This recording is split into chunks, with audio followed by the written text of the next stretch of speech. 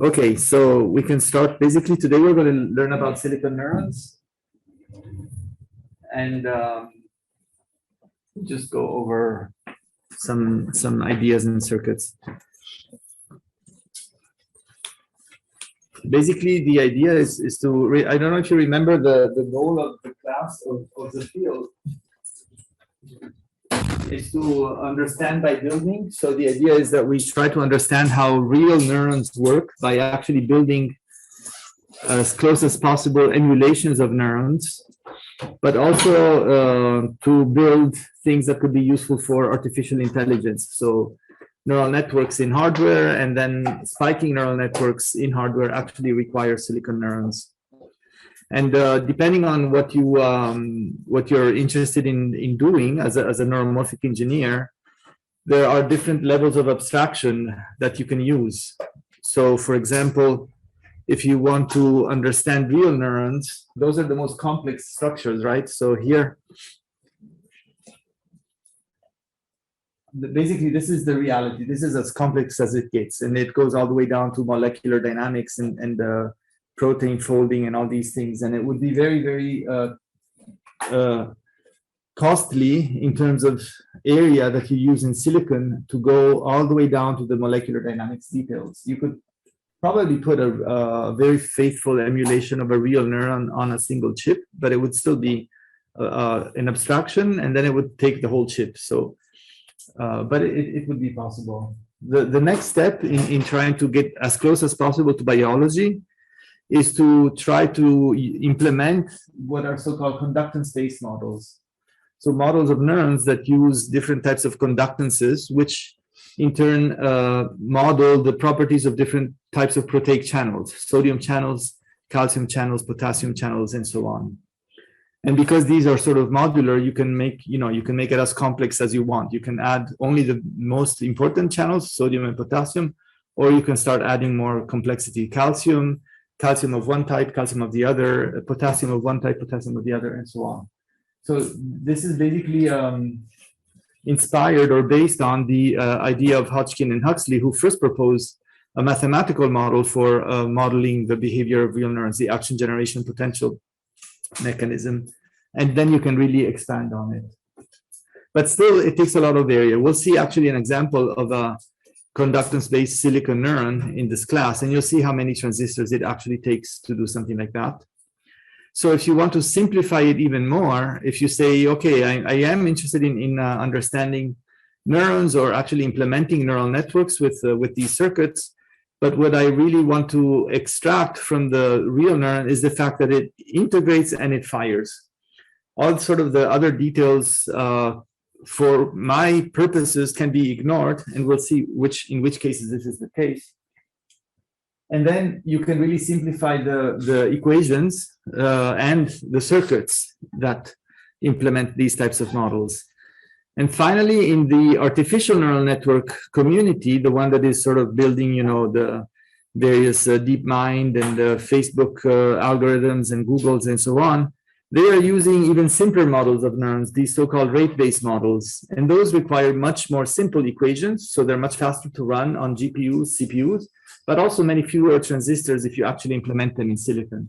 So these rate-based models then only don't take into account the timing and the dynamics of a real neuron. They only take into account what happens across time. So if your neuron is firing at 10 hertz or 20 hertz, 50 or 100 hertz, this analog number, the rate of the spikes is the thing that is being used to encode the behavior of the neuron.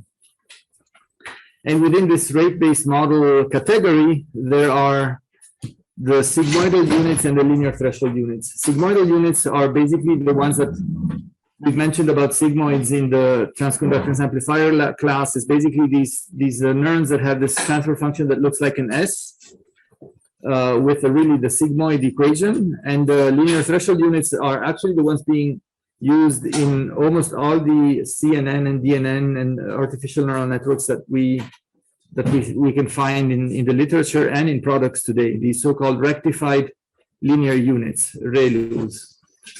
How many of you know about ReLUs, just as a curiosity? Okay, so at least half of the class doesn't know about ReLUs. So that this is what you use them every day whenever you open your phone, and either you speak to it or you search for pictures. These are these networks now that are being used to really run a lot of AI algorithms. They use ReLUs.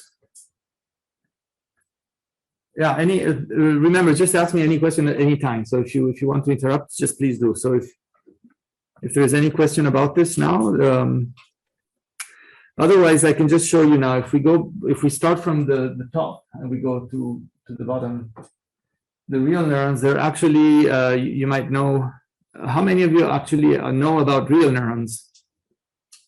Oh, okay, wow, that's a lot. So I can go a bit faster on this part here, but essentially real neurons are really particular types of cells that we have in our body. They're unlike all the other cells that are essentially spheres. These cells have a really complicated morphology, so shape, and they do have the soma. So the cell body is the soma. That's where all the sort of molecular machinery lives. But they also have an input region, which is called the dendritic branch, the dendrite, and then an output process, which is called the axon. So here, and these are different neurons of different parts of the brain. So you can find neurons, pyramidal cells in the visual cortex.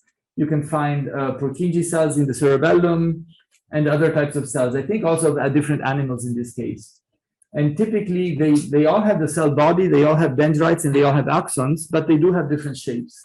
And the shape determines the functionality. So when you look at a real biological neural network, it's really the case that the structure is the functionality. There is no algorithm that you can run like on an ARM processor, on an Intel processor, on an FPGA, in which the algorithm is completely decoupled from the physical hardware implementation.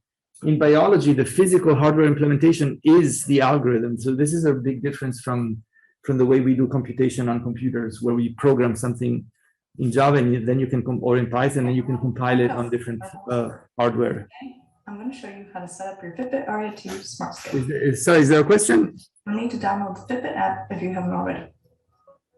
Open the app and tap the icon in the upper right to show the account screen.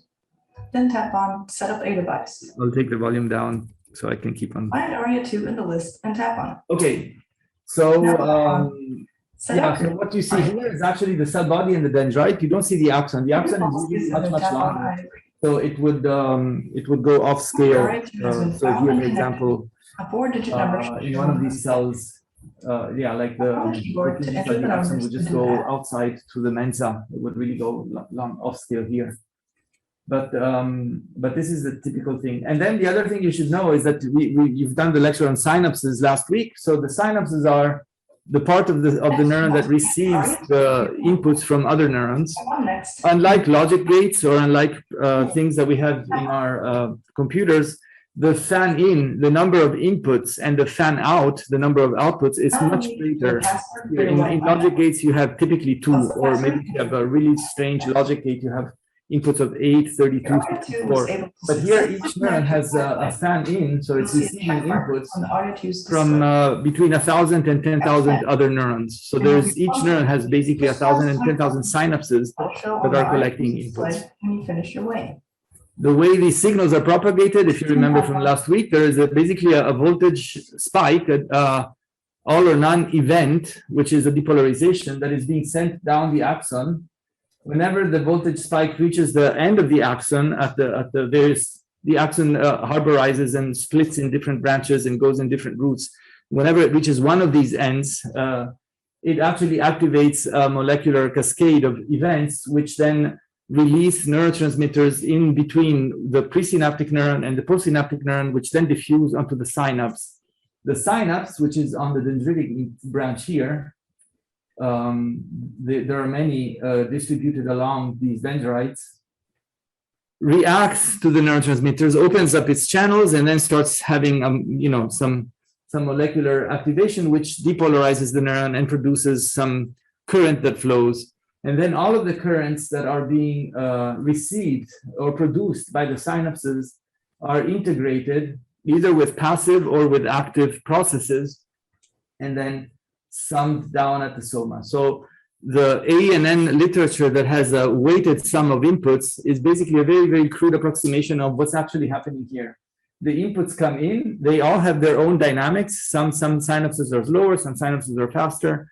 All of these spikes that triggered this event produce different temporal processes that in the end, in one way or another, sum up, maybe by looking for coincident events or by looking for events that come with phase differences.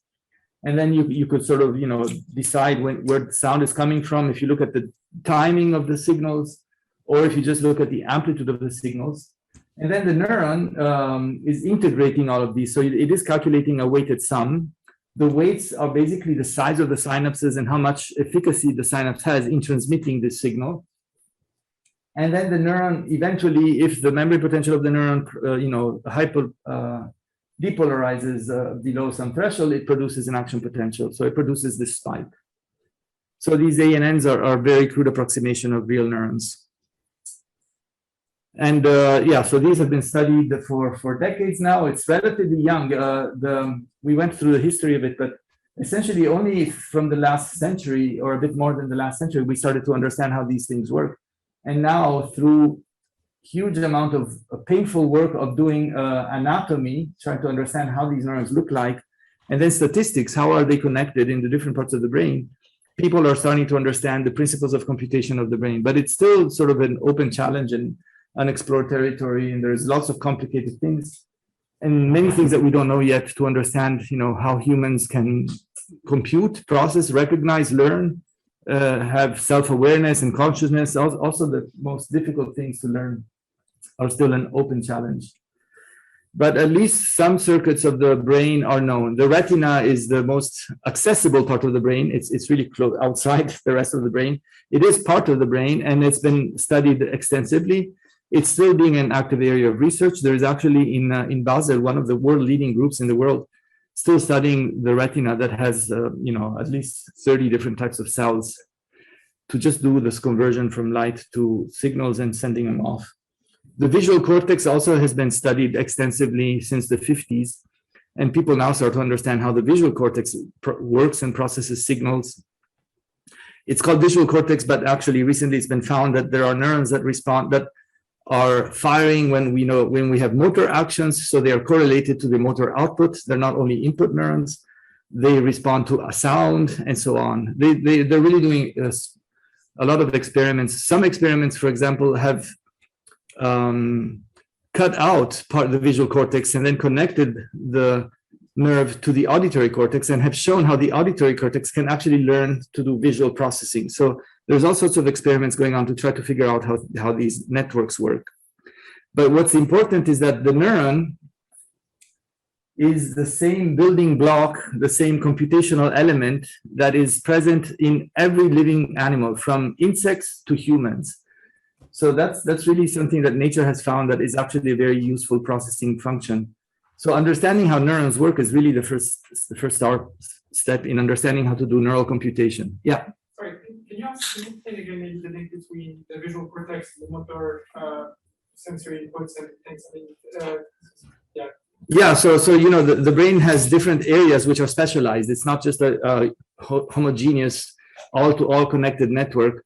And the various areas are divided, they've been divided by the functionality. So the auditory cortex, the motor cortex, the somatosensory, and the visual cortex. The frontal cortex is responsible for planning, long-term planning, and so on. And when people try to figure out how they work, they actually stimulate them, for example, the visual cortex with visual stimuli, and then measure the activities of neurons. And so in the 50s and 60s and until a few years ago, people were thinking, okay, the best way to get some activity out of these neurons is to produce visual inputs.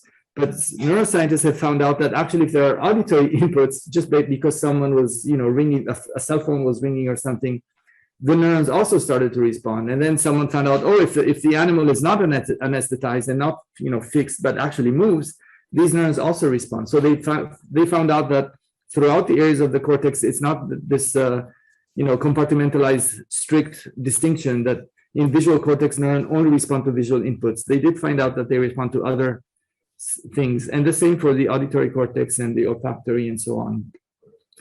So it is in a way that everything is influencing everything else, even though from the anatomy, you cannot find long range connections that in which every neuron in the brain is connected to every other neuron. Usually there are lots and lots of short range connections, and then very, very few long range connections. But these very few long range connections that link auditory to visual to motor and so on are probably very important. It's like a highway where important signals go across. Yeah, any other questions? Okay, anyways, the neuron is really the most important building block. So if you want to understand how to do artificial systems that can compute like brains, or understand how brains compute, the first thing to learn is to understand how neurons work. And that's why they've been studied extensively. And the very, very, very simple approximation of how they work in terms of electronic circuits, which is what we do here, is that you can think of them as RC circuits with active conductances or active resistances, so voltage-dependent resistances. So if you use SPICE, you can have these resistances that are voltage-dependent.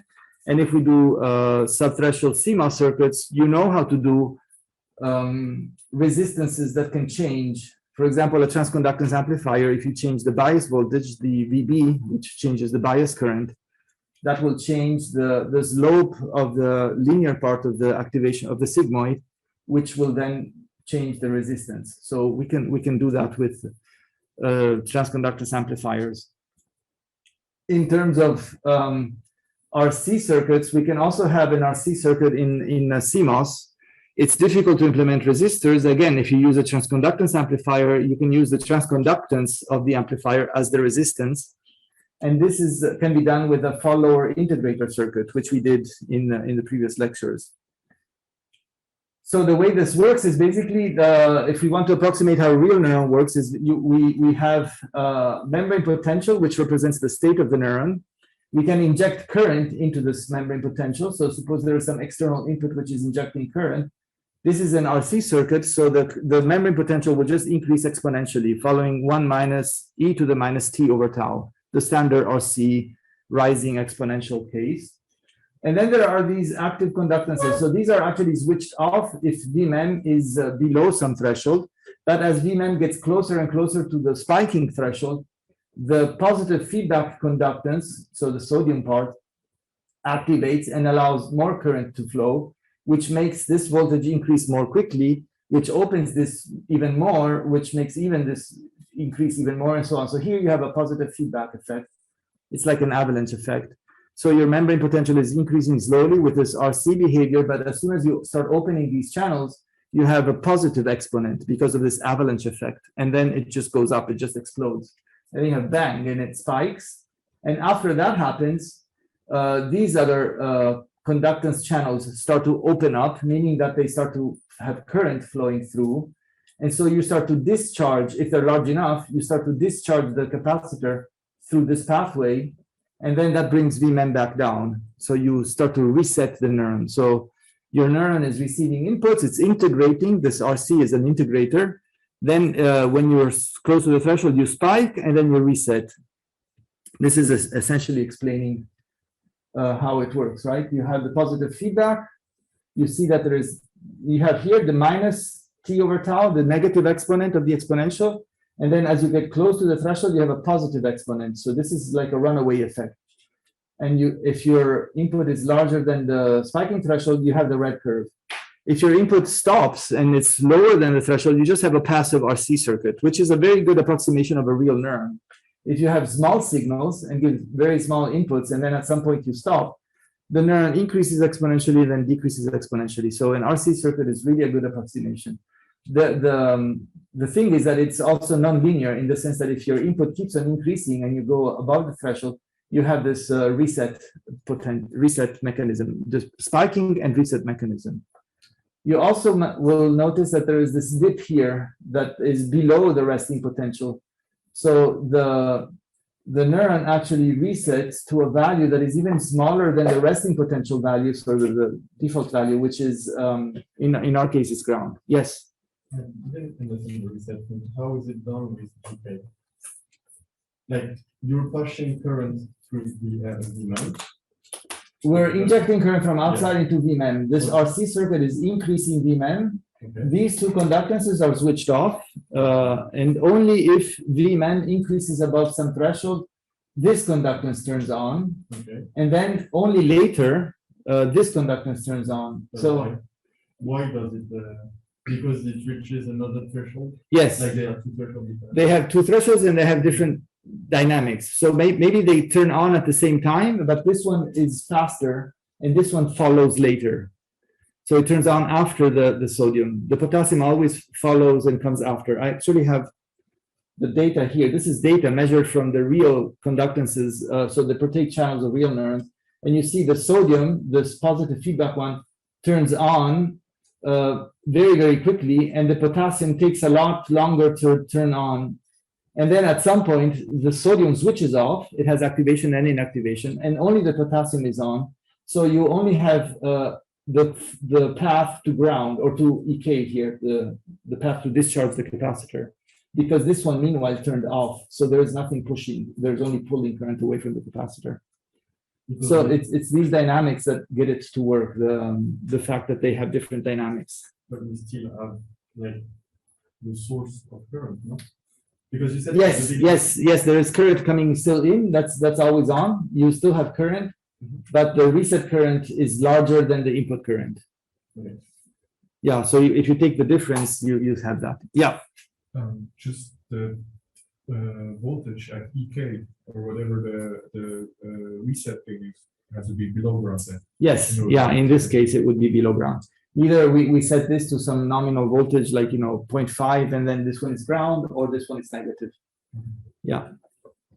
Sorry, but is there actually an input current, or is just that the GNA is increasing and thus is current from? No, GNA only starts to increase if the input current brings Vmem above some threshold. So without input current, nothing happens. Everything is sort of silent. So you do need to kick Vmem somehow, and with an input current, that's how you do it to make it rise. I'll turn on the volume in case there are questions also from Zoom. Yeah, so this is basically a very simplified version of how it actually works, but it's quite faithful. So this is data measured, I think, by Hodgkin and Huxley, who got the Nobel Prize for understanding this. And this is a very simplified diagram of how that works.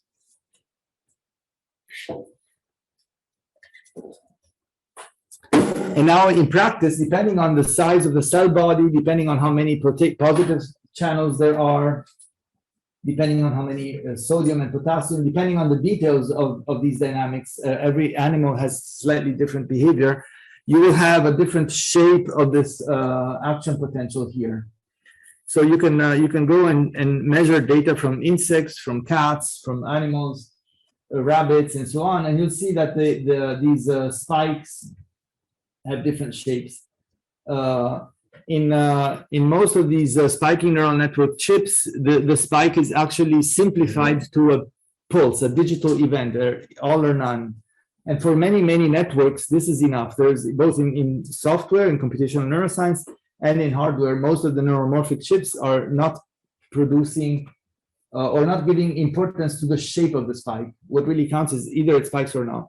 But you should be aware that in biology, actually, the spikes have different shapes, and even the same neuron can produce spikes with different shapes depending on its internal state and different conditions. And some theoreticians and neuroscientists are actually claiming and showing that the shape of the spike actually plays an important computational role. So for now, we are saying, it's already too difficult to figure out how things work with when we make the simplification that the spike is digital, and we try to figure out these things. But you should be aware that the actual analog characteristics of the spike might be important for computation as well.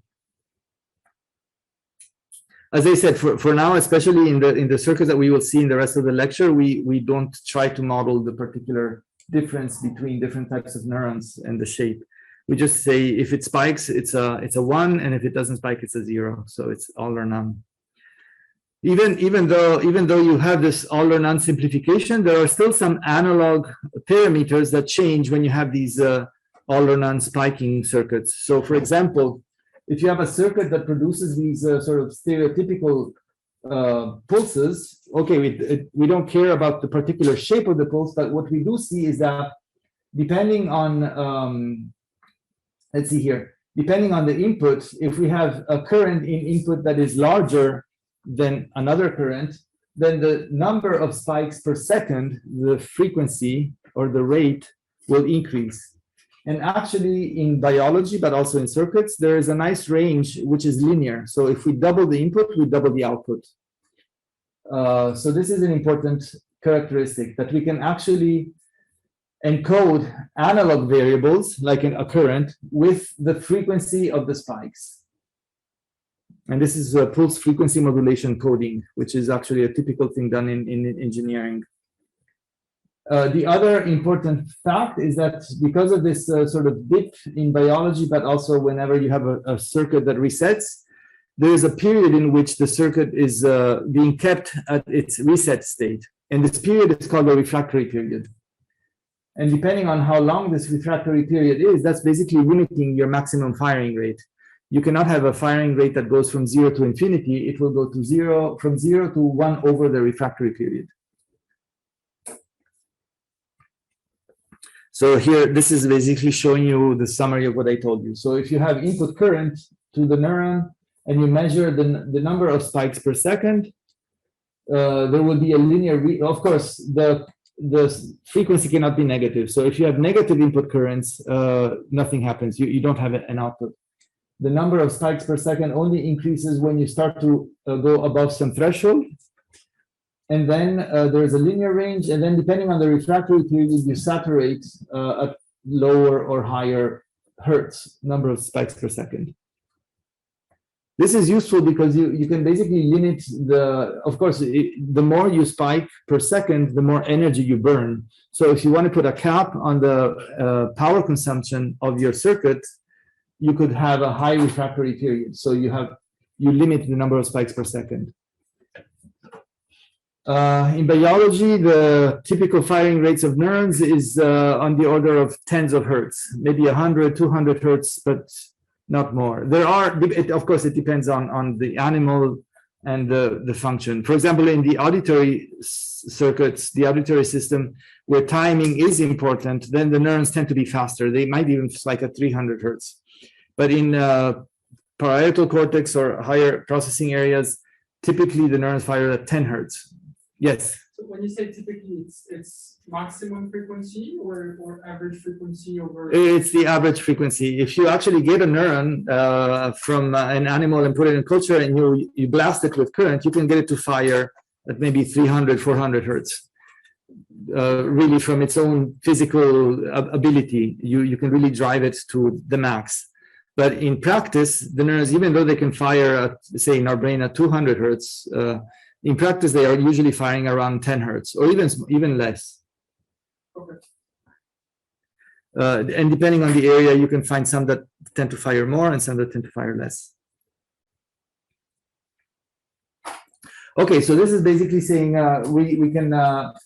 we can create circuits that have these properties. If we look at rates, we can actually do it also ReLUs if we look at the average firing rate. But if we implement spiking neurons, we can also look at how to do computation by looking at what happens over time. You could try to look at correlations, synchronous inputs, phase delays, and so on. So you can really do lots of fancy computations.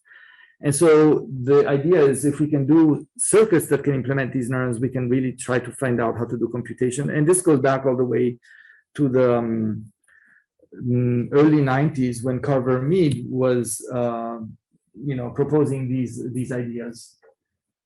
And it started out really with spiking neurons, with silicon neurons. And the idea of doing computation with neurons is not new. It goes all the way back to the 40s, to McCulloch and Pitts, actually to even before to 1918.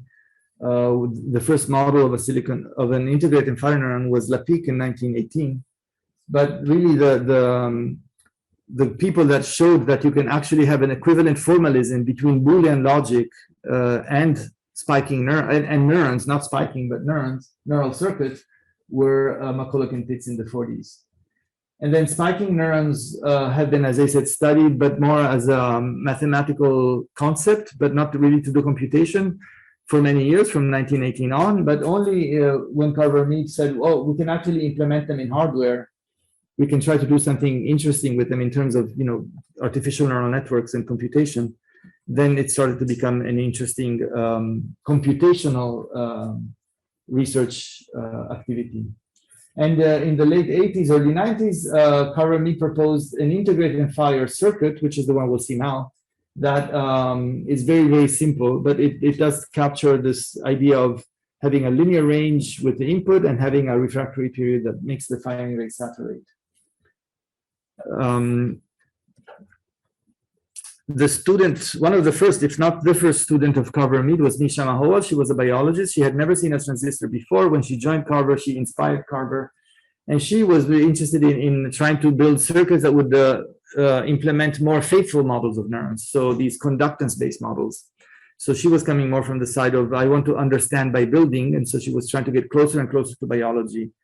And together with Rodney Douglas, who was actually the founder of the Institute, who is the founder of the Institute of Neuroinformatics here in Zurich, they designed the first conductance-based silicon neuron in the late 80s, early 90s. This is a cover of the 1991 Nature magazine that has her layout, or their layout. It was really like a breakthrough, and in those years, people were saying, "Okay, we made a neuron. It's going to just take a few years until we can make a silicon brain." And people didn't realize how difficult it would be. And it's not really from the technology point of view, because we can put lots and lots of transistors on chip. It's more like we don't know from neuroscience and basic science how to actually do something with these neurons. If we have them, how do we connect them? What are the important aspects of their dynamics and so on to get something to work? But anyways, so I want to show you quickly before we go into the axon hillock neuron, how this conductance-based silicon neuron works, which really was a breakthrough in the 90s, and it's still being used today actually in many cases. And the summary of the neuron is this one, just to give you quickly the circuit. And it has these three components that I told you with a very simplified diagram. It has the passive case, then the positive feedback sodium channels, and the negative feedback potassium channels. And the passive case is this RC, it's the follower integrator circuit. So this is the passive block. And again, if you work in the linear regime of the amplifier, you have a current that changes with voltage, so you have a conductance, and you can think of it as a resistance. And then you have these other circuits here, which we will go through right away, really quickly. So one is modeling the effect of the sodium current, which is the positive feedback, and the other one is modeling the effect of the potassium current, which is the negative feedback. So let's go through it and quickly see how it works. You know already everything you need to know to actually understand it yourself, but we can go through it together. So let's inject some current into this node, which is the one connected to the capacitor. So if we inject current here, let's assume we start from ground. And actually, we start from E leak. This is the resting potential of the follower integrator. This is a virtual ground. So E leak, if E leak is greater than 0, then we start from E leak. And let's inject current into Vmem. This is going to be charging up this capacitor here. And now let's look at what happens to these circuits. So there is basically, Vmem is also directly connected straight with a wire to a circuit, which is basically comparing Vmem to a threshold. And we can think of this just as a standard op-amp comparing voltages. So if the negative node is higher than the positive node, the output of the op-amp is clamped at ground. And if the positive node is higher than the negative node, then the output of the op-amp is clamped at VDD. So we could just think of it as a comparator. Let's assume that V threshold is higher than E leak. So at this point, this is clamped at ground. This is the same here. We are comparing now a voltage with the threshold. And if you see, this is also a follower integrator, just like this one. So if we are in steady state, the input, the output follows the input. And in steady state, they're identical. So if Vmem is constant now, it's basically at ELEAK, and V threshold is higher than ELEAK. This one is at VDD, and this one is also at VDD. So these transistors are all switched off because the VGS of this transistor is 0. And the VGS of this one is also, it's either 0 if ENA is VDD, or it's even, negative. It's completely switched off if ENA is smaller than VDD. So this part here is not doing anything. Now, we're injecting current. Vmem is slowly increasing. As Vmem increases, then at some point it will become greater than V threshold, and this one now goes to 0. So this transistor goes to 0, or let's say it starts to go to 0. Let's see what happens when Vmem is just close to V threshold and it starts to get close to it. This output node starts to go to 0, which starts to activate this transistor, which copies some current into Vmem. So we have our input current coming in, and now we have INA coming in, which makes Vmem go up even faster, which makes this voltage go even closer to V threshold, which makes this current even larger and larger, and so on. This is the positive feedback effect. So we rising exponentially because of this, and then as soon as we get close to V threshold and we start to activate this pathway, we start to increase, and then we run away. We just go bang up. Now there was this part up here that I told you is sort of a delayed version of this part here. So because of the follower integrator, sometime later the same happens here. This basically the delayed version of Vmem gets higher than V threshold. This goes to ground. And so this transistor is fully on, and this is pushing all the current that this amplifier is sucking. So if you see, INA on is now being supplied by INA off. And so here there's nothing more to push because there is no more current. So we are actually inactivating the sodium. We activate the sodium with this part. We push current. Meanwhile, Vmem goes up, but at some point, some time after, we inactivate the sodium current because all the current that this amplifier needs is not being used to create a current here. It's actually being supplied by the delayed version. So we have sodium activation and sodium inactivation currents, which is actually what's present also in biology. And now so this is the positive part. So we went bang, we went up, and now we stop pushing because we not only go up, we also stop pushing. And now if we look at this part, we can understand it's the same. Basically, we have another delay element here. This delay, if you remember from the biology, this delay element is usually much slower than these. So sometime after we went up and we stopped pushing, this one turns on. So this one goes to ground because the delayed version of Vmem gets higher than the threshold. We start pulling current IK, which is being copied, and then it's being copied twice. So in the end, we have a current that discharges the capacitor. So we have no current here because we switched it off. And we have some current being injected, but also we have some current being pulled away. If the current being pulled away is larger than the current being injected, then the Vmem starts to go down. And then, yes?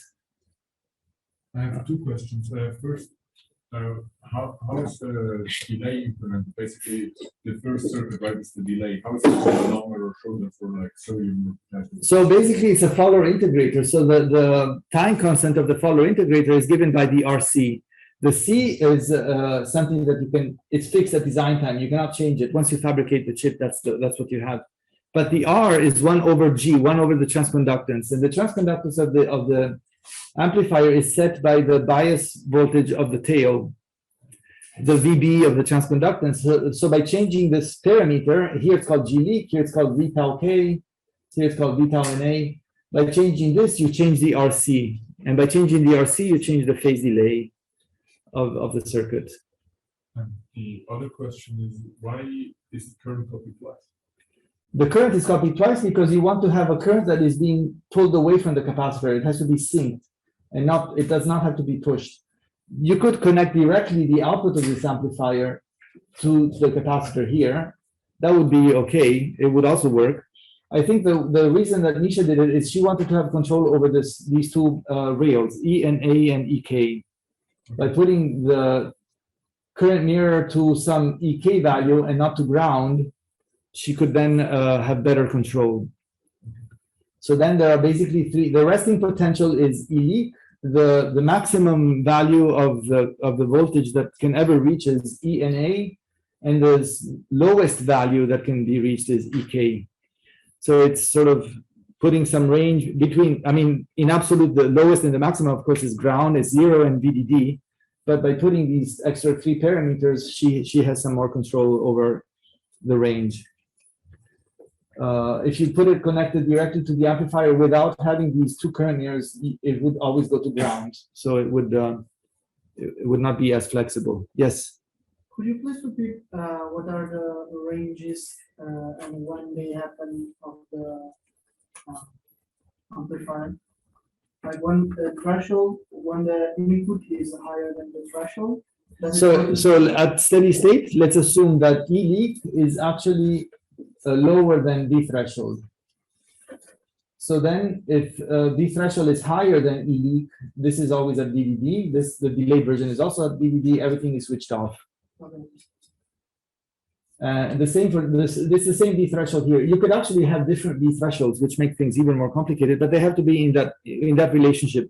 All of the D thresholds have to be higher than E leak, and they have to be in between EK and ENA for this to work. Yes. And the output would just be the membrane voltage? Yes, or? Vmem is the same, the input node, which receives current, but it's also the output voltage, which represents the spike. So it's the same node. It's very elegant. One node can do both input and output. And so, yeah, so in the end, you see what happens, right?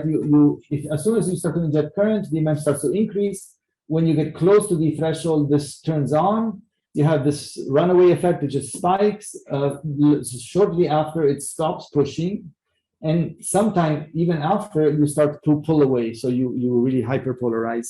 And this is data from the chip that Nisha made. This is actually from that Nature paper, 1991. She's injecting different amplitude currents. And you can see here with small amplitude current, you get a low firing rate. With intermediate amplitude current, you get an intermediate firing rate. And then with a high amplitude current, you get a high firing rate. So it's doing this rate-based. What's important is to look at the shape of these voltage measurements from the chip, that it has this RC type behavior at the beginning, and then this very sharp, spike when it reaches the threshold. If you show these, when they took this data, they were showing it to their colleagues who were doing neuroscience and neurophysiology on real spikes, and they were not able to tell the difference between a silicon neuron and a real biological neuron. Yeah.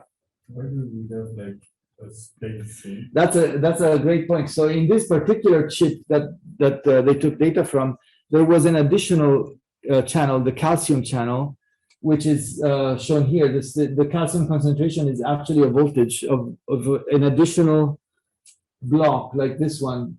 This is this modular thing. You can connect as many of these blocks to this node. So here we only see the sodium and the potassium, but in the chip, there's also a calcium channel.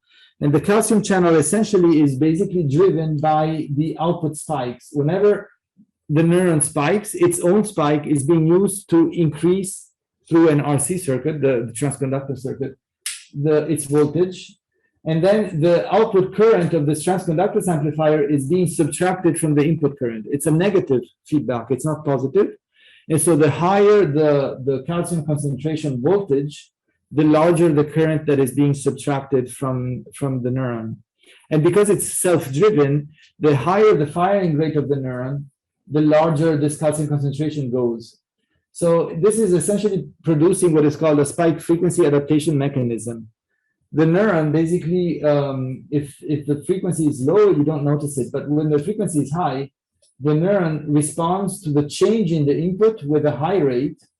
And as the neuron itself fires, it slowly starts to subtract the input from itself and starts to be less sensitive to the input.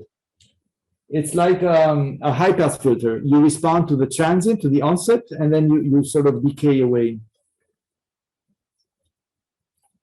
So this is a negative feedback effect. It's essentially what we have when you turn on a projector. Initially, you hear it, and then slowly you don't notice it anymore. If you enter the kitchen, you smell something, and then slowly you adapt away. So this is a classical thing that all neurons have. Yes? Is that similar to short-term depression?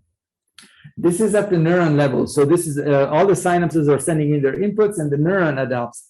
Each synapse has also the short-term depression, which is a high-pass filter type of mechanism, and that's at the single synapse level. So there's multiple negative feedback mechanisms that neurons have and synapses have, but they are different. The short-term depression is at the single synapse level, and this is really at the global neuron level. So this was actually a very exciting chip. It was designed, now we can really put hundreds of thousands of these circuits on chips, because with the new technologies in a 22 nanometer node, this is it's a few microns square. It's really small, and you can put literally thousands of them. The problem with these circuits is that there is device mismatch. So in subthreshold, and it's particularly difficult to get these to work reliably. Every time you have transistors, even though they're identical when you design them in schematics or also the layout, when you actually fabricate them, there will be slight small differences. And the small differences are actually up to maybe 20%, so it's not so small. And the effect of mismatch can be difficult to cope with. For example, if we have all these parameters, ENA, EK, ELEAK, and V threshold, GK, V tau K, so these are all analog parameters. You have to fine tune them. You might spend, an hour finding all the parameters in this, 6-8 dimensional space that you have to find the minimum. That works for this one, but because of device mismatch, the silicon neuron next to it might have not completely, but at least up to 20% different values, or the effect of the values that you picked can have a 20% difference. So you have to think of the fact that you have a distribution of circuits, and the average value that you find only works on average. There might be outliers in which the neuron completely is switched off or is firing like crazy. So it's very difficult to get these to work in a large array when you have device mismatch. You can minimize device mismatch by making transistors larger, and then at that point the circuits become larger and you put less. So it's like a short blanket. If you make them compact, then they have mismatch, and if you want to reduce mismatch, you have to make them large, and you have to put less on a given area. Yes. Is it the problem of just the industry basically not caring about device mismatch, because mostly above threshold it doesn't matter that much? Yeah, so it's two things. First of all, most of the industry is doing digital. So in digital, you just avoid this because you clip everything to either the max or the min.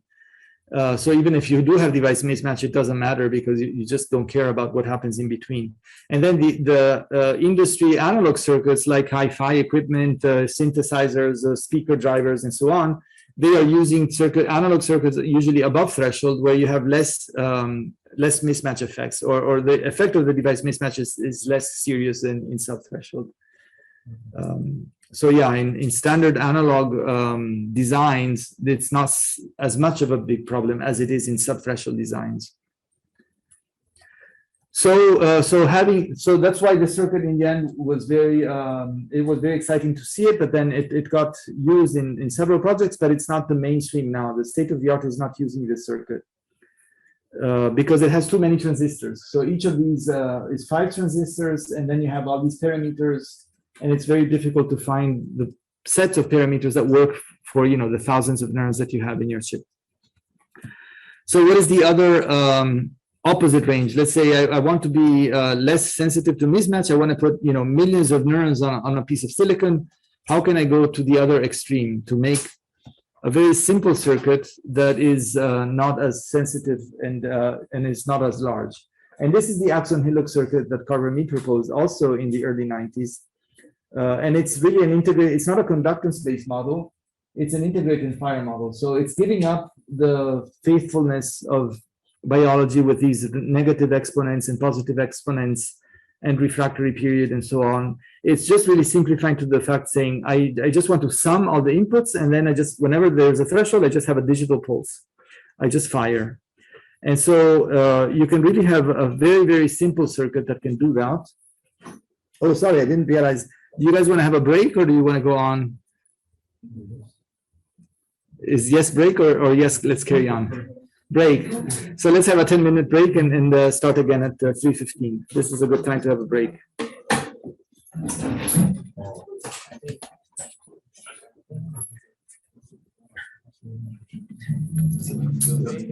Okay. Yes. The last lecture, I tried to get to this equation. I get something that is equal to 0. So I actually have a slide to go. I have this slide again to do this one again, but it's the same circuit. So if you understand this one, you can use this design or this analysis method to derive also here. okay.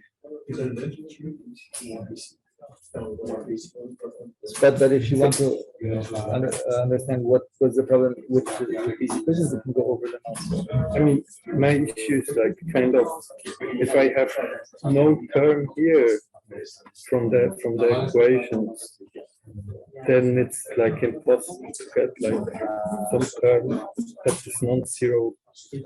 Otherwise, then like adding 0 with the plus minus and But where is my where's the 0 part? I don't understand. if I like take this to the other side, I get kind of this equation, but instead of this term, You have 0. I get 0. Yeah, no, something is wrong. Yeah, you should have also term that does not have IC times. There should be like a plus something. I can show you my like better. Yeah.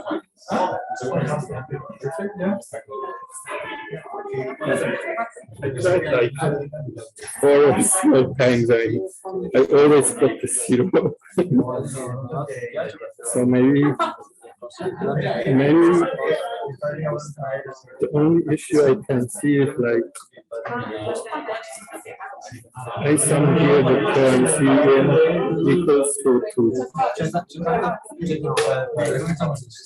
tau minus plus IC. Maybe this is my wrong. No, that's correct. IN is I tau plus IC, then I threshold. So this current here is not I threshold. Is this I threshold there? Yeah. So that's the mistake here. It's confusing. I threshold is defined as e to the minus. It's not defined there, but it's defined as e to the DBD minus V threshold. Okay. Yeah. So here that's confusing. The I threshold is not I threshold plus I equal IW. It's different. So it's basically because this is a N not the P. That's correct, but in the here it's called I gain. In fact, there is no I threshold. There is the I gain. So you don't. Let's see. You have I. You can call it I gain. If you call that I gain, then it's correct. And then let's see. I in is minus that. Okay. And then you have all these others and.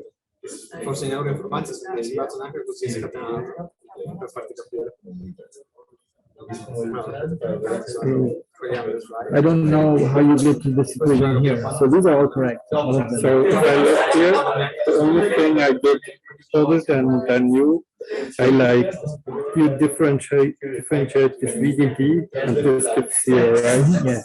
And this gives the Yeah. to the, and I just put this whole equation. I differentiate to this one, and I get this term again because it's an exponential. Then times the with the chain rule, Yeah. times this, Yeah. and then I put just like this here into this here. And then I get this equation. I also like kind of put the currents. I mean I get EC to C and I send from this, and then I put Yeah, in but all the currents to the EC. I think I put E in like here, and E is staying, and then I get this one for EC. Yeah, you're right. That looks like it's correct. I mean, I could also like use this equation and build I see is IE minus I plus. So if you put it, if you differentiate, there should be something with minus IE or plus IE in addition to that. So maybe my issue is like to kind of you have assume this equation here is maybe wrong. No, that's correct, but that's the thing. You have to put IC in this equation, and then you have the dVdt plus all of this, but you also have I in, so it has this I in which is not multiplied by I sin.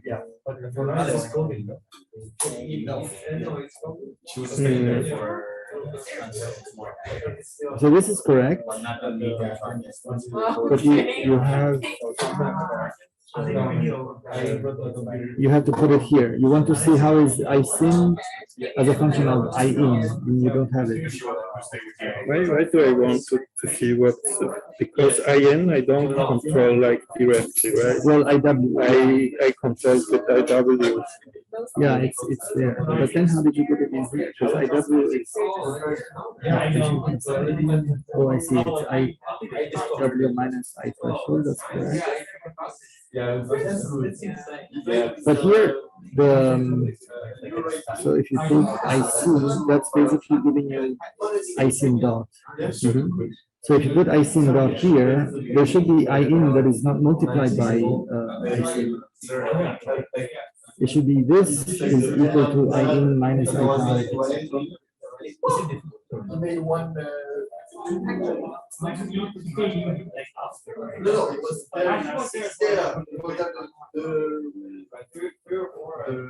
Like I can try to sit down and go. Yeah, maybe this will help because yeah. I mean, if I could also like put this here in, then I get the is equal to this, and then also I have this eSIM times EC.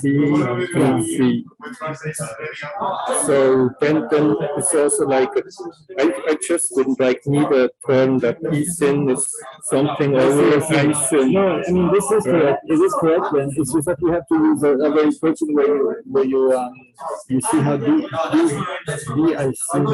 over the changes with IW. Yeah, you have it there. I can go over it, but there's a paper where using this circuit and these equations, it's the neural computation paper in 2007. Maybe while I go over it, you could look at that paper as well. It's called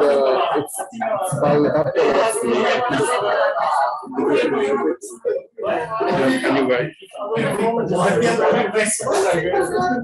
it's a kind of interesting, like you really intuitive, like the bomb circuit.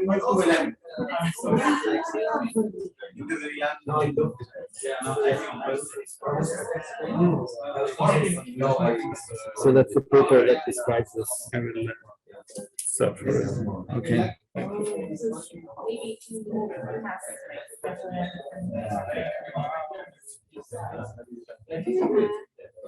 Yeah.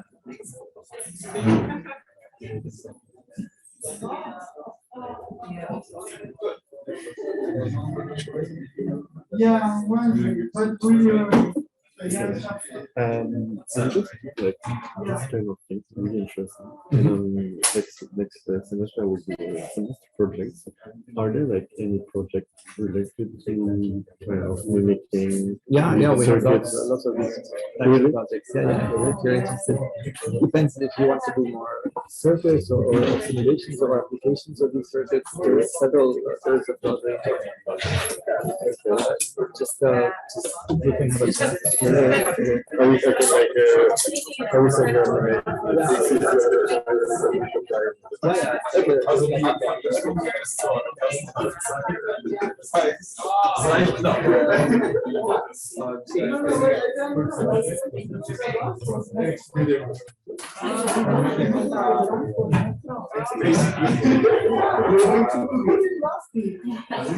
Okay, let's start again. So we were at the other spectrum of the neuron circuits. Instead of doing a complicated conductance space circuit, let's see what is the simplest version of an integrated fire circuit. And this is the Axon-Hillock circuit that Carver-Mead proposed. So it's really simple. It's actually converting currents into spikes, into pulses. You have your current coming in here. So this is the symbol of a current source. You need a membrane capacitance, like a real neuron. And then you have these, basically this is an amplifier. Actually, let's go through it. So your membrane voltage is representing, this is the sort of the analog version of the membrane voltage, which is increasing with the input current. And then your output voltage is really the all or none spike, because this is the output of an amplifier. And again, if the amplifier is on, it's VDD, and if the amplifier is off, it's ground. So here we have really an output voltage, which is ground or not. So let's see what happens. If you inject an input current, there's only a capacitor. Let's assume that Vmem is below the threshold of the amplifier. So Vmem is at ground at the beginning. So let's assume that the amplifier has some threshold, and if you're below the threshold, the output is 0. If you're above the threshold, the output is VDD. It's a non-inverting amplifier. So if your input is small, the output is small. If your input is big, the output is big. And then if the output is 0, like in this, when we start from 0, then the reset transistor here, the reset pathway is switched off. This is a digital switch. If V out is 0, this is off, and nothing flows. So if now we turn on the input current, all we have is a capacitor. I mean, we have these two capacitors actually, but let's ignore this one for the moment. Let's assume this doesn't exist and you only have this one. So if our input current is coming in, all we have is a capacitor. So how will Vmem increase? So Vmem will increase, trust me. How is it increasing? Yeah. No, it's not exponential. It's linear because there is no R. It's just a C. It's just a pure integrator. So you have a constant current and a capacitor. So Vmem is just rising up linearly. So at some point, Vmem will cross the threshold and the output will just go to VDD. So this will turn on. The switch will be on. And now we have an input current pushing Vmem up, and then a reset current pushing Vmem down. If the reset current is larger than the input current, then Vmem will start to decrease. So it's really simple. We either charge up the capacitor or we discharge it. And the only thing that tells us whether to charge or discharge is whether V out is high or low. So this, remember, we ignored the positive feedback. This was the most simple type of current to frequency converter that was designed. And it was just saying V out goes to VDD or V out goes to ground. As if Vmem is, goes up, at some point the out will just go from, it's a pulse, it goes up. And if this is a very large current, suppose this is like, milliamps, and this is nanoamps, So then the VMEM will discharge much more quickly than the charging phase. It's like 1,000 times faster. So it's really going up, and then it just goes down straight. It resets really quickly. And so you can imagine V out is a digital pulse. It goes up, but then it goes down really quickly. So the pulse width is very short. It's a spike. So this was the first attempt at designing an integrate and fire neuron with no positive feedback capacitor. Now, when they tried to fabricate a chip that had this circuit, they realized that it was not working. It was actually working really strangely. And can any of you try to figure out what could be the problem? Why do you need a positive feedback capacitor here? Or what would happen if you don't have a positive feedback in a real physical circuit where you have analog signals coming in and you have noise? So imagine what we have. We have an input current that's coming in, VMEM is rising, but now it's not on software or on paper, it's in hardware. So VMEM is rising, but it's also oscillating because there is noise. It's just, jumping up and down because of thermal fluctuations or just any type of noise that couples in.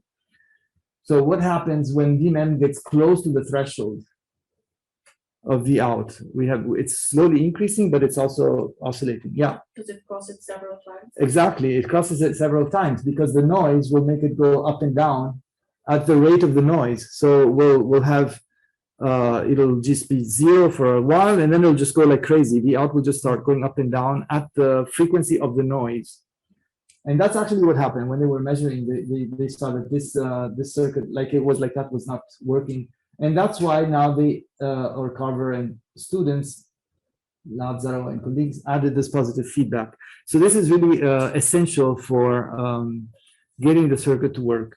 And if you think of it, this is actually why also in biology or in the axon Hillock circuit, there's this whole part here of the positive feedback. Also neurons, they actually burn a lot of energy to ensure that your spike doesn't just reset when you reach threshold. You could just reset, right? You could just say, okay, I spiked, I don't need to go up and then down again. I just reset and I spike. But in practice, in biology, you also have this positive feedback that kicks you really high away from the threshold and then kicks you back down. And it's really because of noise. You need to have a region that kicks you away from the threshold that is higher than the noise so that you can reliably encode analog currents with rates of spikes. So that's why also biology uses it. And in practice, I don't know if Carver and colleagues made the link, but in practice, without the positive feedback, you cannot get these circuits to work. You need positive feedback. And neurons do have positive feedback for neurons to work as well. So how does this positive feedback work? I'll just go through it again. You have a constant current. VMEM is increasing linearly. That's the green trace here. This is just going up. Whenever you turn on, whenever the amplifier crosses its threshold, the output voltage goes from 0 to VDD. And now you see there's this jump. There's this big jump here that kicks you away from the threshold, from the spiking threshold. That's because of the positive feedback. This is the transfer function of the amplifier, the blue curve here. But the positive feedback is really useful in kicking you away by much more than the noise margin from the spiking threshold.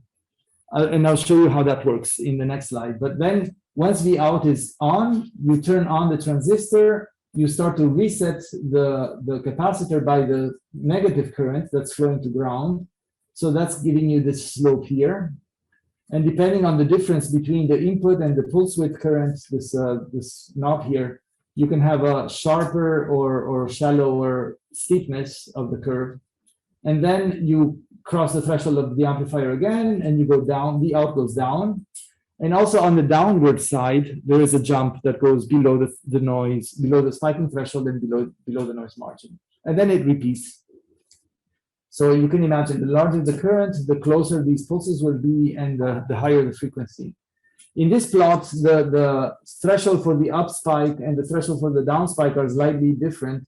It's just to take into account the device mismatch or non-idealities of the amplifier.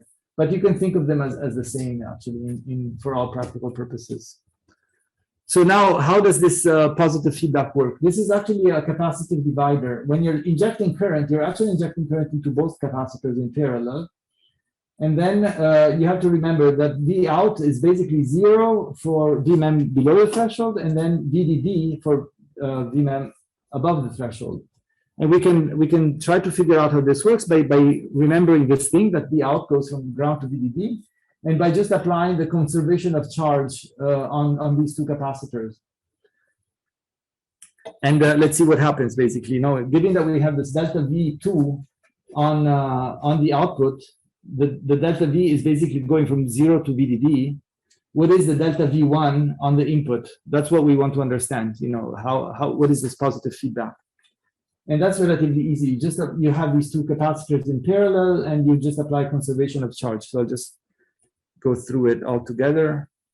Your charge is constant, so your Q is constant, so delta Q is 0. And then you just apply the delta V1 and the delta V2, and you just, you know, say 0. And from that, you can say, what is delta V1 given delta V2? It's this capacitive divider ratio. It's the C2 divided by the sum of C1 and C2. Now, in our case, delta V2, we know what it is. It's VDD. It's going from 0 to VDD. So then we know everything. If we know the values of these capacitors, it's a fraction of VDD because it's C2 divided by C1 plus C2. So it always has to be less than 1. So our jump is a fraction of VDD. And yeah, so you can just write it like that. So we can say the positive feedback to the feedback capacitor and the membrane capacitor, we give them Cm and CFP, and then you have your delta Vmem. That's how we get this positive feedback. And it's really, really essential to be robust to noise in a real physical system. So you really need it.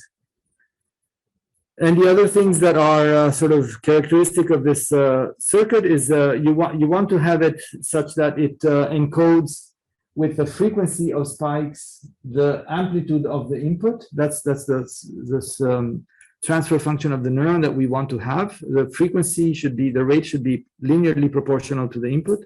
And that can be calculated. So the frequency is 1 over TL. It's 1 over this low period. So we have it, you see the period is inversely proportional to the input current, so the frequency is linearly proportional to the input current. It's exactly what we need. And it depends on this CFB VDD. So it's a constant, but it's just the frequency is linearly proportional to the input, and the period is inversely proportional to the input. And then we also have this, the pulse width, which the CH, which I told you depends on the difference between the reset current and the input current. And in fact, it's inversely proportional to this difference. And also it's just multiplied by this CFP-VDD. And so here you might think this is a problem. We have a circuit in which the pulse, the spike, changes with the input. If I increase my input, I basically make the pulse longer.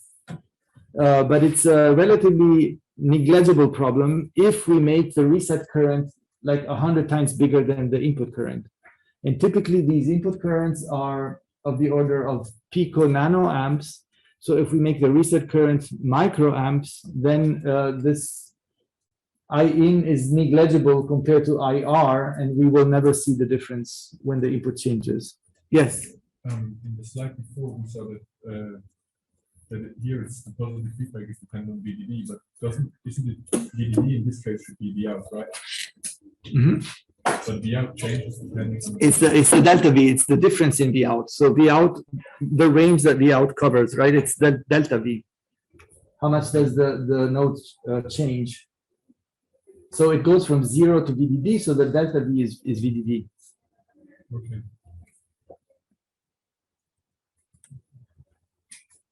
Is that clear? I think about it. Okay. Okay, yeah, it's the change in Vmem is equal to some factor times the change in V out, and the change in V out is VDD. Or if you want the maximum change. And yeah, so here also if we have reset currents that are like 100 times larger than the input currents, then basically this is a really nice circuit that encodes linearly the frequency, the input with a frequency and output.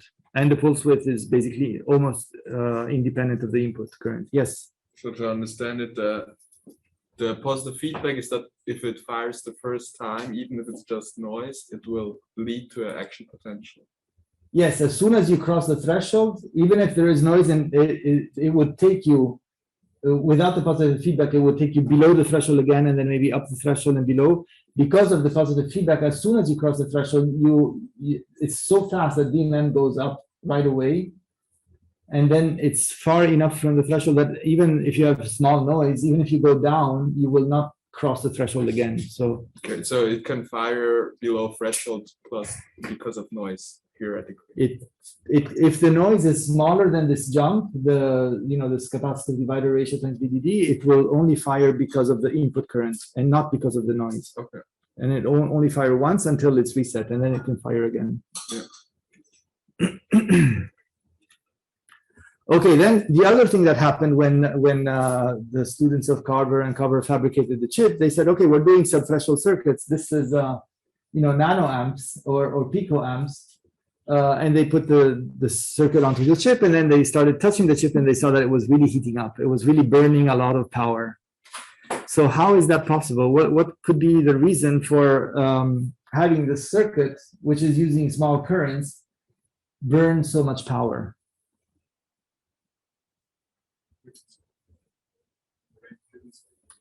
No, even if you have a very small current, which gives you a very small frequency, so if you're firing at 10 hertz, not megahertz, really small frequencies, it was really burning a lot of. Well, before I ask you that question, let me just tell you how this amplifier, you need to know a little bit more details. This amplifier is a non-inverting amplifier, meaning that if the input is low, the output is low, and if the input is high, the output is high. What is the simplest way of making a non-inverting amplifier is to use two inverting amplifiers in series. So that's what was done in this circuit. So you need to know, in order to answer the power question, you need to know that the amplifier is actually implemented with two inverters. And now that you know this, and that you know that your input is changing very, very slowly, you have nanoamps, and your memory potential is increasing linearly with your input, and it takes milliseconds to really go from ground to the switching threshold of the inverter.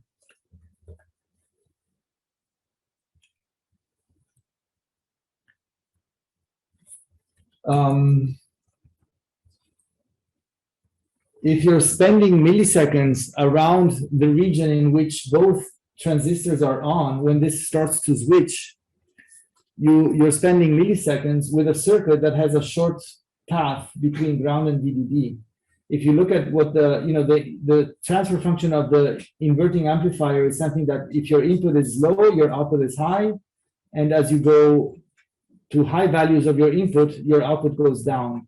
But when you're in between, when you're at the switching threshold, there is current flowing, and the current is the maximum when you're right in between. And it's really milliamps. It's really large. I mean, if you're fully on or fully off, it's low power, and that's why inverters in computers are very low power. So when you have a digital switch, you go, even if you switch at megahertz or gigahertz, they're really low power because they're always in the region in which they're either fully switched off because the input is low, or they're fully switched off because the input is high. But when you're in between, you're burning current. And if you're, unlike digital circuits, if you're spending milliseconds in between, then it's really burning a lot of current. So that's why it was very problematic to use this inverting amplifier with two digital inverters with this analog input changing slowly.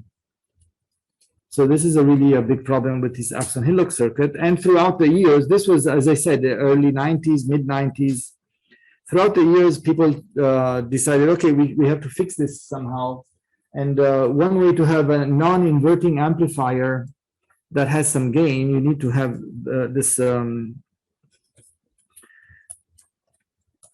you need an amplifier that is basically, it's switched off when your input is low, it's high when your input is high, but you also need gain to be able to really make the out go up, the red plot go up quickly.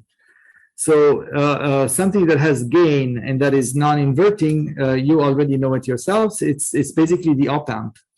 So if you want to have a non-inverting amplifier that has high gain, you could replace the two inverters with a standard op-amp. And that was proposed already by Andre van Schaik and by colleagues in the mid to late 90s.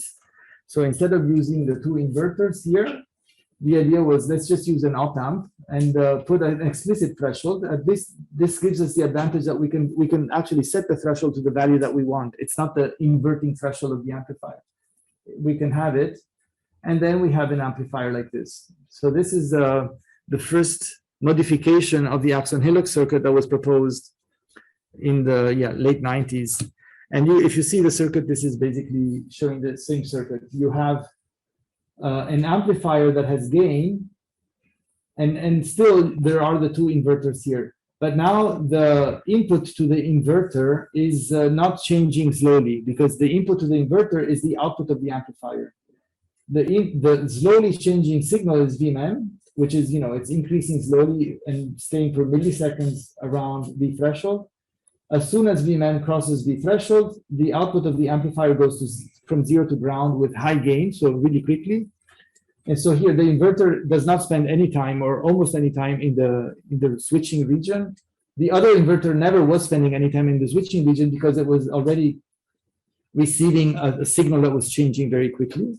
And so then now we're all happy. We have a low power silicon neuron circuit.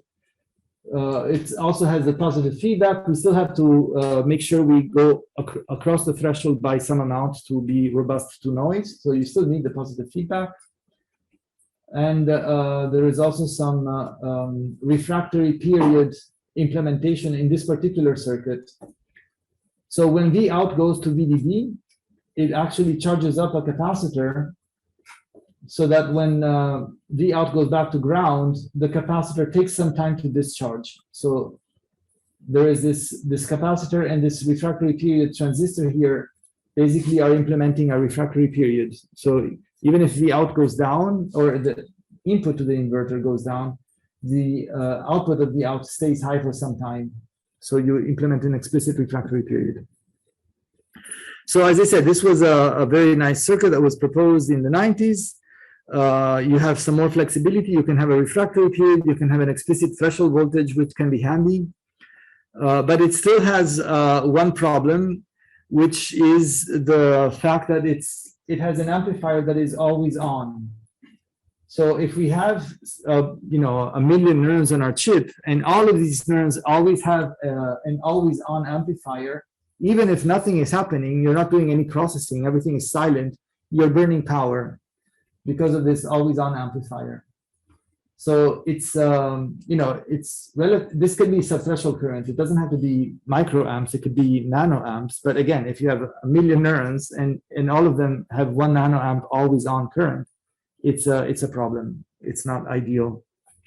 So in any case, just to show you the output of this chip, we also fabricated it ourselves. This is an example of the output.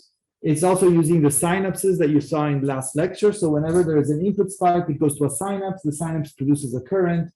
The current goes into the neuron. And then you can, you send more and more spikes. You integrate more and more. The threshold voltage was set at 2.5. This was an old chip with a 5 volt power supply. And then here you have the up because of the capacitive divider ratio. You reset, and also here you see the effect of this refractory period. And because you have this refractory period, you can actually saturate the maximum frequency at different values, different hertz. And it's also biologically realistic, meaning that you can actually slow it down to go to 30 hertz, 20 hertz, 10 hertz. So it's a really nice circuit.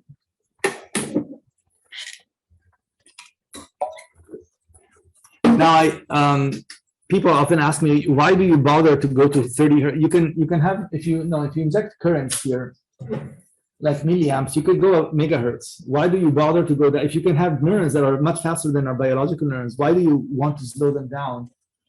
And the reason is that it doesn't pay to have very fast circuits if you want to do low power processing of natural signals.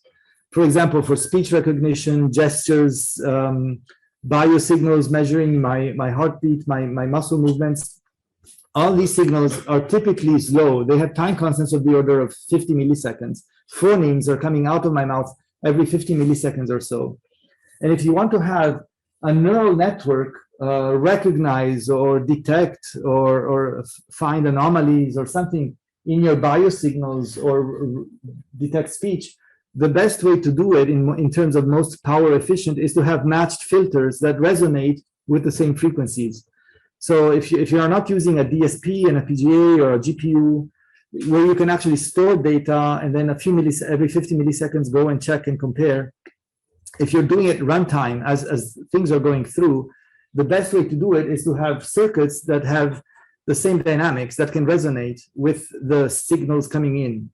That's why neurons in biology, but also neuromorphic circuits, tend to have very slow circuits in the case of which you want to process slow signals like speech or muscles or heartbeats.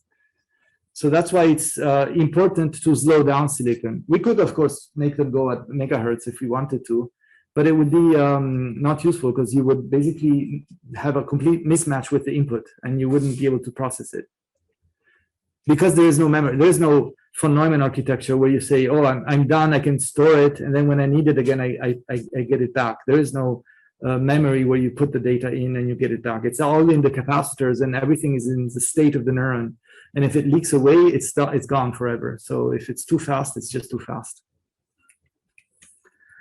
Okay, that was a sort of side note, but I want to go to the last type of neuron I want to show you. And it's actually, we've seen the two extremes. We've seen conductance-based models from Misha, which are based on the formalism of Hodgkin and Huxley.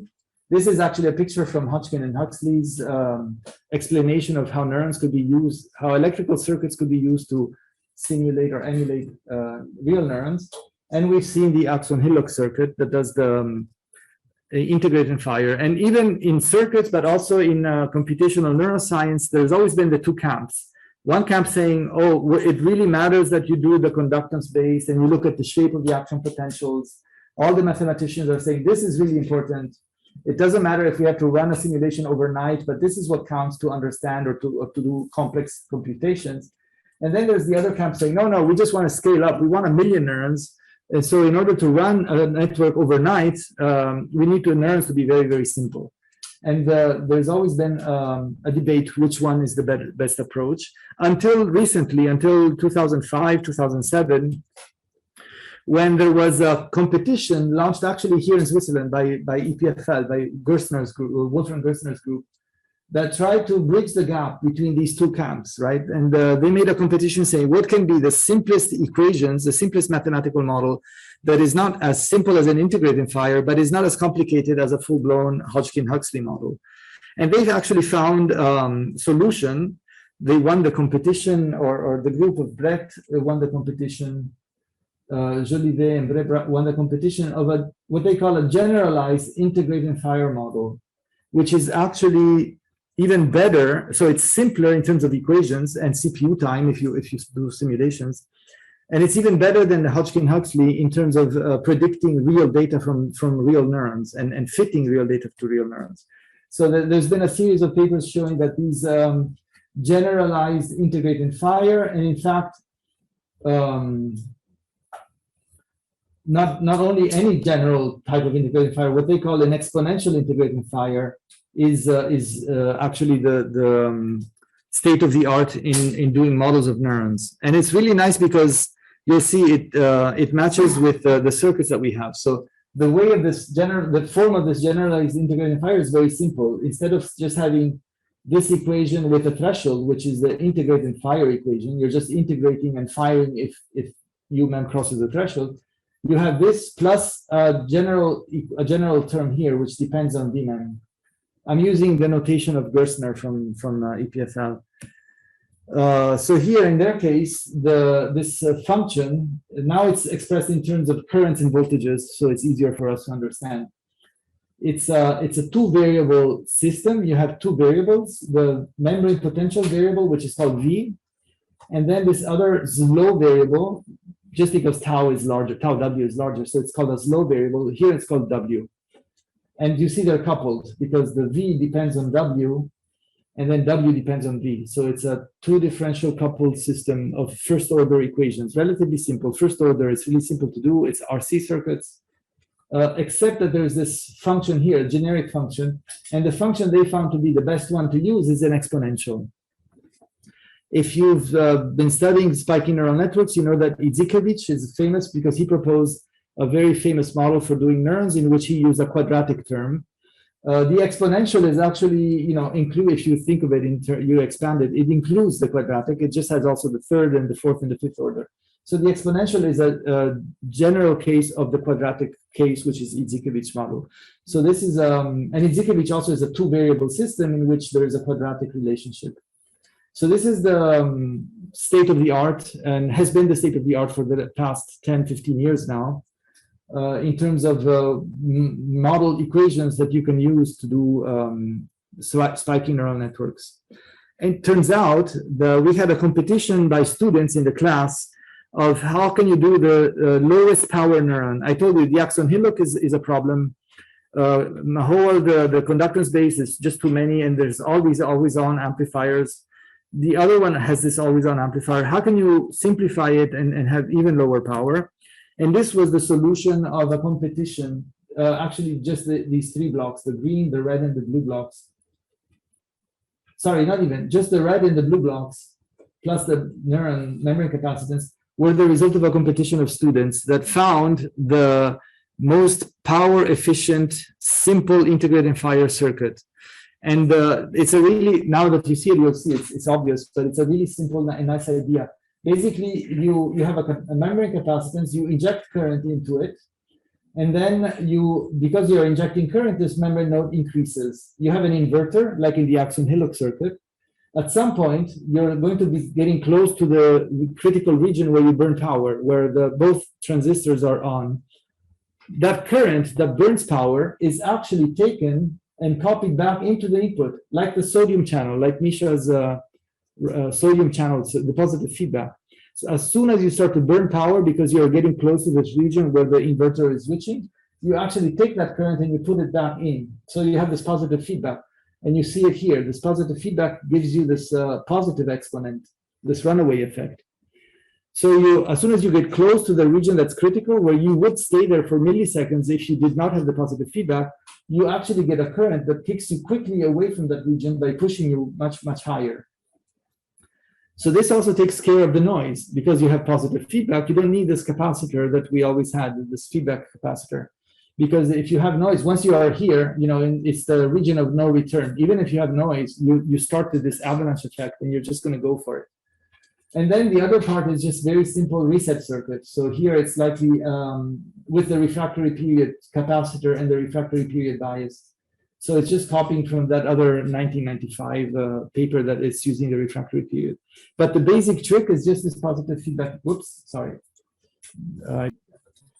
So if you write down the equations by using Kirchhoff's current laws and just the subthreshold transistors,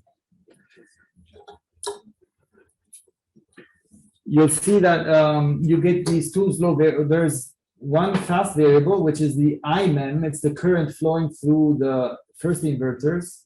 It's in current mode now. And then there is another current, which is called IG here, which is basically, if you remember from last week's lecture, this is a differential pair integrator synapse. And the synapse is actually being self-driven. Whenever the neuron spikes, it activates the current that increases the voltage here, which increases the negative feedback current. It's actually the spike frequency adaptation current that we saw when we talked about the calcium concentration of Misha. So it's a two variable system. You have your fast variable, which is the membrane potential. And as soon as you inject current, it starts to increase. And then because of the exponentials, it starts to fire. And then you have a slow variable that is coupled. This IG is subtracting the current from the input. So it's discharging the membrane capacitance. And so, and it's a first order, it's a differential pair integrator, so it's like an RC circuit. It's a first order differential equation. And if you remember the equations by Gerstner, they are essentially identical. And it's really a coincidence. It's not like by design. This was done from computational neuroscience and theoreticians and neuroscientists trying to fit data. Actually, I forgot to tell you, but one of the two curves is a real neuron and the other one is the software simulation. I don't remember which is which, but this is just to show you that they're really, really similar. It's sort of the best that could be done compared to all the other models that were proposed, Hodgkin-Huxley and many others. But the nice thing is that we found the same equations by minimizing power consumption. And Gerstner found the same equations by maximizing the fit to biology. So it looks like biology also was trying to minimize power consumption because in the end, they found the same type of function, right? If it's not exactly the same. You have sodium activation channels. These transistors actually also switch off. So you have inactivation channels, then you have potassium, and then you have calcium. You also have this calcium block here, which is this low variable. And this is data from the chip, which is showing you both the RC type behavior when you have inputs you start from 0, and then the avalanche effect, the positive exponential, which would be this F when you're close to the firing threshold. And by changing the parameters, again, if you think of it, this is a broader or superset of the Izikevich neuron, which has been shown to basically reproduce all properties of real biological neurons. And indeed, also with this circuit, if you change the parameters, there's lots of knobs you can tweak, like the height of the adaptation currents, the time constant of the adaptation current, the time constant of the RC circuit, the leak circuit. You can actually obtain many different behaviors, like regular firing. If you want, they can be very, very regular. If you have a large current, which is much larger than the noise, it's going to be very, very deterministic.